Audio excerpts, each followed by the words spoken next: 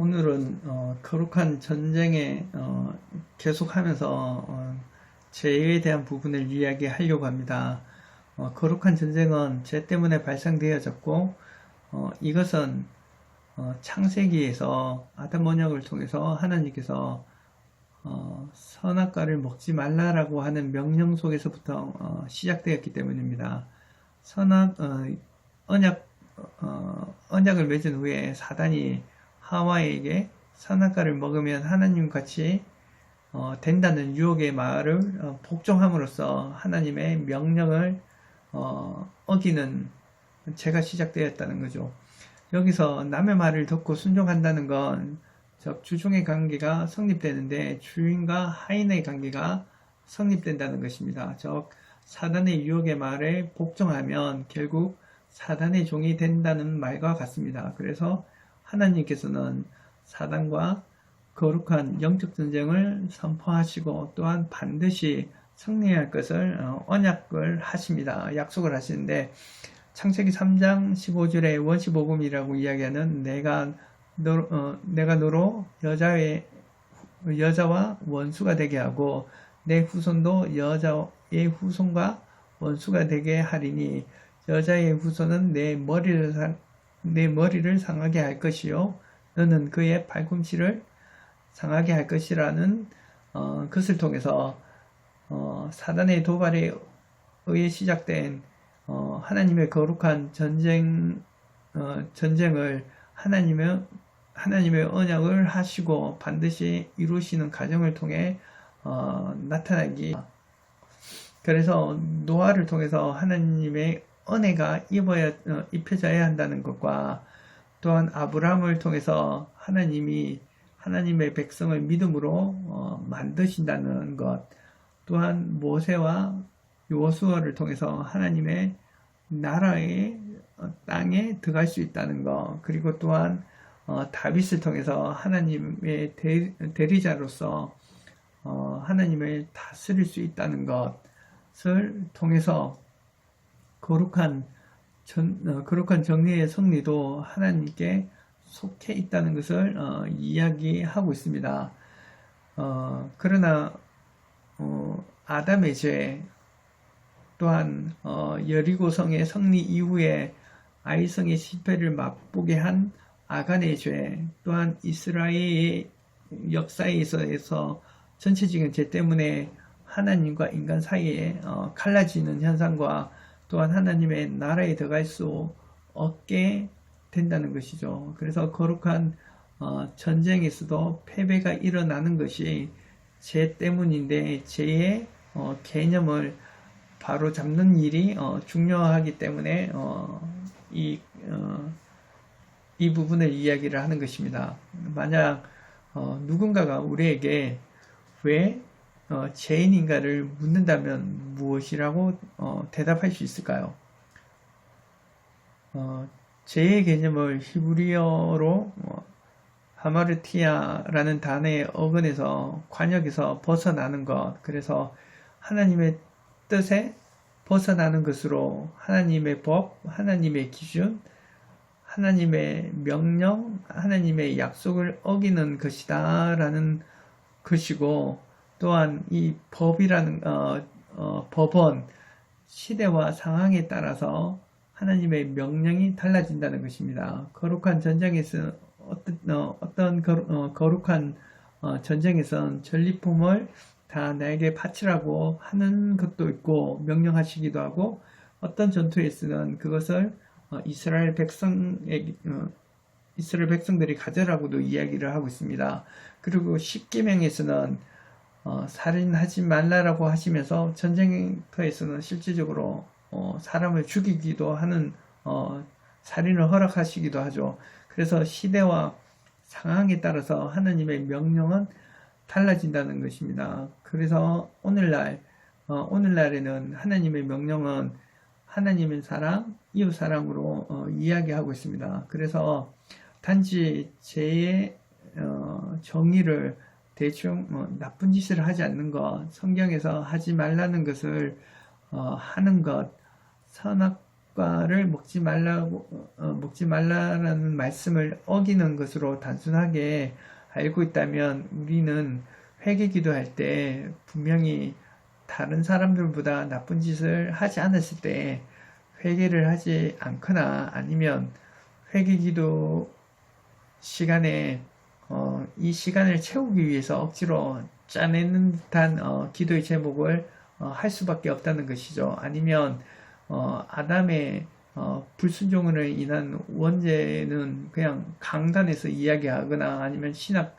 책에서 읽는 것으로 나와 상관없는 거로 치부하게 된다는 것이죠. 그래서 우리가 죄에 담긴 의미를 잘 이해를 해야 된다는 것입니다. 그럼 왜 죄에 담긴 의미를 이해하는 것이 중요하느냐? 만약에 죄에 담긴 의미를 생각하지 않는다면 우리는 서기관이나 바리새인들처럼 율법주의자처럼 인간의 수고와 노력으로 하나님의 말씀, 하나님의 명령, 하나님의 약속, 하나님의 율법을 지키려고 엄청나게 열심히로 노력한다는 것입니다. 결국 우리도 그들처럼 하나님의 나라에 들어갈 수도 없고 구원을 받을 수도 없다는 이야기입니다. 결국 옛 언약적 삶을 산다는 것이고 율법이나 명령이나 약속을 지키려고 노력하는 가운데 신 같은 존재가 되지만 하나님이 기뻐하시는 의인은 되지 못한다는 것입니다. 또한 하나님의 나라가 이 땅 가운데 세워지고 다스려지는 그 동안에 거룩한 전쟁이 있는데 그 전쟁에서 승리하지 못한다는 것을 이야기하고 있습니다. 죄의 개념을 제대로 알지 못하면 회개도 제대로 할 수 없다는 것입니다. 예수님이 회개하라 천국이 가까이 왔느니라는 말씀 속에서 회개가 천국에 들어가기 위한 선행 조건이라는 것이죠. 그래서 죄의 개념을 바르게 찾기 위해서 하와의 사건 현장 속으로 정말 잘 면밀하게 검토하면서 보아야 합니다. 분명히 선악과를 먹지 말라는 명령을 어기는 것은 죄임에도 불구하고 성경에서는 마음의 동기를 더 언급하는 것 같이 이야기합니다. 거룩한 전쟁터에서 실제 성패를 가늠하는 곳은 인간의 마음이라고도 할 수 있습니다. 마음의 상태를 더욱 분석해 보면 그때 하와의 마음만 잘 면밀히 보면 뱀이 하나님처럼 된다는 달콤한 유혹의 말을 듣고 인정할 때 현재 아무것도 주지 못하는 성취되지 못하는 하나님의 언약을 더 이상 신뢰하지 않는 것으로 취급한다는 것을 우리는 알 수 있습니다. 그래서 하와는 자기의 힘으로 사단의 달콤한 유혹의 약속을 듣고 하나님과 같이 되는 자리로 옮겨가는 것입니다. 그래서 선과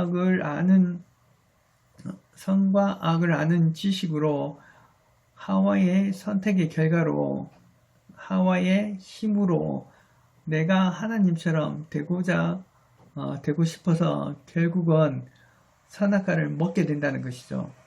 그래서 하나님께서 내 임의대로 내 마음대로 먹지 말라라고 하신 말씀을 까먹었다는 것이죠. 이런 마음은 결과적으로 하나님의 언약을 신뢰하지 못하게 된 것입니다. 이것은 생명을 주겠다고 약속하신 하나님을 더 이상 신뢰하지 않는다는 것입니다. 그래서 내 임의대로 먹지 말라는 말씀을 거역하고 자기 소견대로 뜻을 정하고 행동하는 것, 이것이 악이고 죄라는 것이죠. 이것을 주권, 로드십으로 표현을 할 수 있습니다. 주권, 로드십이라고 이야기하는 건 오직 하나님만이 구원의 능력을 가지고 계심으로 권위가 있다는 뜻입니다. 보통 우리가 주대심 또한 왕대심을 말할 때 이것을 로드십, 주권이라고 이야기하고 있습니다. 선악과를 먹는 행위는 하나님의 주권에서 사탄의 주권으로 전향시키는 것입니다. 이것은 하나님의 주대심이 되는 것이 아니라 외관적으로는 하나님을 주로 인정하는 것 같지만은 실제로는 하나님의 뜻대로 하나님의 방법대로 하지 않고 사단의 말을 듣고 사단의 방식대로 사단의 주권 아래 있다는 것입니다. 결론적으로 사단은 너희의 뜻대로 너희 마음대로 너희가 원하는 방법대로 해서 하나님과 같은 신적인 존재가 되라고 말하는 것입니다. 이것이 원죄의 본질입니다. 하나님의 주권, 로드십을 부인한다는 것은 쉽게 말하면 구원하시는 아버지의 뜻을 묻지 않고 인간의 필요와 욕심에 따라서 인간이 원하는 방식, 즉 경험, 이성, 상식대로 행동하는 것입니다.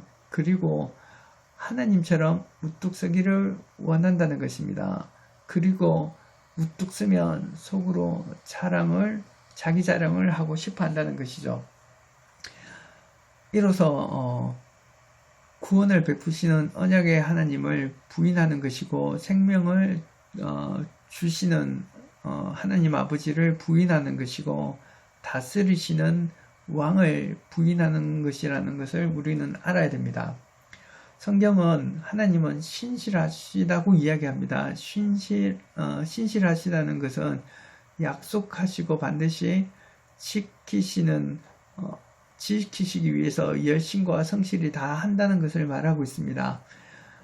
결국 아담과 하와는 하나님의 신실하심에 대해서 신뢰하지 못한다는 것을 이야기하고 이것이 죄에 있어서 죄에 담겨 있는 의미이기도 합니다.